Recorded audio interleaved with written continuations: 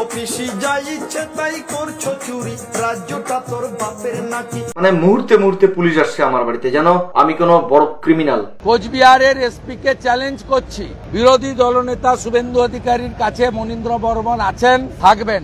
আপনার ক্ষমতা থাকে উনার কেশাগ্র স্পর্শ করে দেখুন। এইসব পিঁয়াজি অনেক করেছেন। মাথাভাঙার আইসি কোচবিহারের এসপির বেতনটা কোন পিসি ভাইপো দেয় না। পুলিশের বিরুদ্ধে আনএথিক্যাল, ইল্লিগাল, পলিটিক্যালি মোটিভেটেড অ্যাকশনের এগেনস্টে আমরা মনীন্দ্র বর্মনকে লিগাল সাপোর্ট দিয়ে পাঠাবো। প্রচুর মানুষ চিন্তিত ছিলেন যে মনীন্দ্র বর্মনের উপর পুলিশি জুলুম ইউটিউবারদের মতো, এবং মনীন্দ্র বর্মনকে নিয়ে যারা উদ্বেগে ছিলেন তাদেরকে জানাতে চাই যে তিনি রাজ্যের বিরোধী দলনেতার কাছে আছেন, থাকবেন। তাকে প্রয়োজনীয় সমস্ত রকম সাপোর্ট দেব।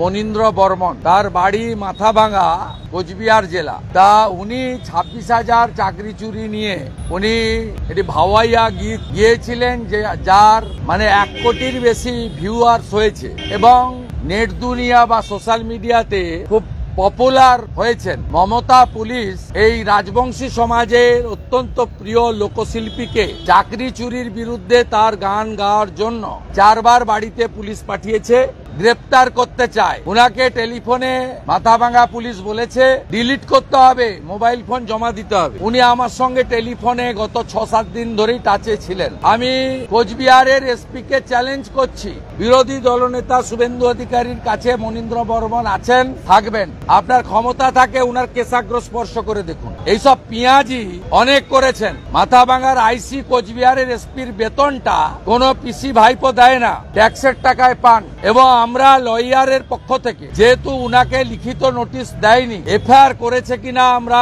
জানতে পারিনি আজ পর্যন্ত, আমরা লয়ারের পক্ষ থেকে আজকেই মেল করব মাথাভাঙা থানায় এবং এসপি কোচবিহারকে।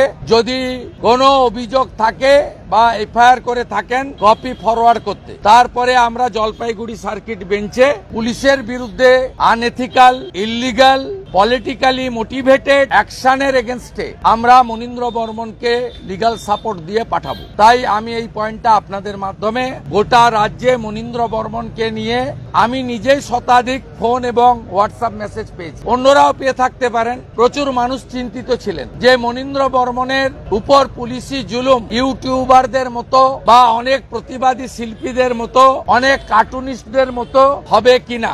আমি সমগ্র রাজ্যের প্রতিবাদী জনগণ এবং মনীন্দ্র বর্মনকে নিয়ে যারা উদ্বেগে ছিলেন তাদেরকে জানাতে চাই যে তিনি রাজ্যের বিরোধী দলনেতার কাছে আছেন, থাকবেন। তাকে প্রয়োজনীয় সমস্ত রকম সাপোর্ট দেব। আমি আপনাদের মাধ্যমে পদ্মশ্রী প্রাপ্ত আরেক ভাওয়াইয়া শিল্পী শ্রীমতী গীতা বর্মন, তাকেও ধন্যবাদ জ্ঞাপন করব। তিনিও গত 2 দিন আগে একইভাবে আরেকটি সঙ্গীত তিনি বাজারে বের করেছেন মুর্শিদাবাদে হিন্দুদের দুরাবস্থা নিয়ে।